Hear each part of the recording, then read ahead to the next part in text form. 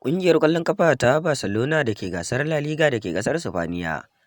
ta yi taro da kuma tawagar ɗan wasan gaban ƙungiyar ƙwallon ƙafa ta Manchester United wato Marcus Rashford a daidai lokacin da ɗan wasan gaban na ƙungiyar ƙwallon ƙafa ta Manchester United ke duba yiwuwar komawarsa wata ƙungiya a nan gaba. A cewar kafar yaɗa labarai ta Daily Mail Sport. Dan wasan gaban kungiyar ƙwallon kafa ta Manchester United da kuma tawagar kasar Brazil Anthony Santos na tuhumar tsohuwar kungiyarsa ta Ajax a kotu bayan da ya yi ikirarin cewa sun ci shi tarar dubban ɗaruruwan pound ba bisa ka'ida ba lokacin da ya rage kwanaki kaɗan kafin ya kammala komawa kungiyar ƙwallon kafa ta Manchester United akan kuɗi kimanin fam miliyan 85 a cewar kafar yaɗa labarai ta Times Sport. Kada ku manta da batun danna mana subscribe a cikin wannan YouTube channel din namu mai suna Layin Wasanni TV. Idan wannan shine kasancewar ku da mu a karo na farko domin ci gaba da samun ingantattun labaran wasannin ƙwallon kafa kai tsaye. A nan kuma za ku ji cewar ƙungiyar ƙwallon kafa ta Manchester United da ke gasar Premier da ke ƙasar Ingila ta yi ta yin aro tare da zaɓin biyan euro miliyan 30 domin siyan ɗan wasan baya Goncalo Inacio. Wakilin mai tsaron bayan ɗin na tawagar ƙasar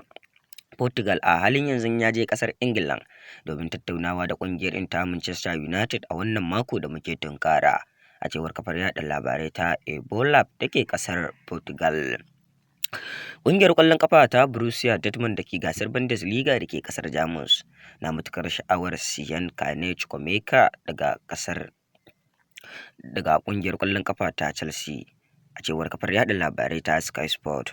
Kada ku manta da batun danna mana subscribe a cikin wannan YouTube channel din namu mai suna Layin Wasanni TV. Idan wannan shine kasancewar ku da mu a karo na farko domin ci gaba da samun ingantattun labaran wasannin ƙwallon kafa kai tsaye. A nan kuma za ku ji cewar ƙungiyar ƙwallon kafa ta Napoli da ke gasar Serie A da ke ƙasar Italiya ta sayi dan wasan tsakiya Philip Blink daga ƙungiyar ƙwallon kafa ta Bournemouth da ke gasar Premier da ke ƙasar Ingila a matsayin aro,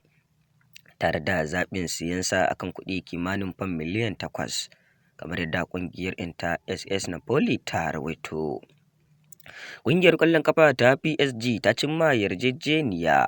da ɗan wasa Kivicha Kvaratskhelia kan kwantaragin shekaru 5 a cewar ɗan jaridar ƙasar Italiya Fabrizio Romano. Kada ku manta da batun danna mana subscribe a cikin wannan YouTube channel din namu mai suna Layin Wasanni TV. Idan wannan shine kasancewar ku da mu a karo na farko domin ci gaba da samun ingantattun labaran wasannin ƙwallon kafa kai tsaye. Ƙungiyar ƙwallon kafa ta Inter Milan da ke gasar Serie A da ke ƙasar Italiya da kuma ƙungiyar ƙwallon kafa ta Fenerbahce da ke gasar Lake Sufa da ke ƙasar Turkiyya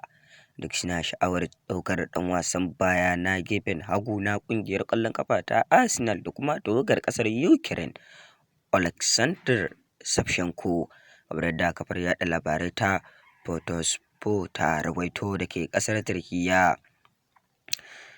'Yan wasan ƙungiyar ƙwallon kafa ta Barcelona guda biyu da suka haɗa da Frenkie de Jong da kuma ɗan wasan gaba Rafinha su ne 'yan wasa da ake bayyana su a fagen gaba-gaba da ƙungiyoyin gasar Saudi Pro League ke hari, a yayin da ƙasar ɗin na Saudiyya ke son siyan manyan 'yan wasa a cikin wannan bazarar ɗin, a cewar kafar yaɗa labarai ta Fijas da ke ƙasar Sifaniya. Kada ku manta da batun danna mana subscribe a cikin wannan YouTube channel din namu mai suna Layin Wasanni TV. Idan wannan shine kasancewar ku da mu a karo na farko domin ci gaba da samun ingantattun labaran wasannin ƙwallon kafa kai tsaye.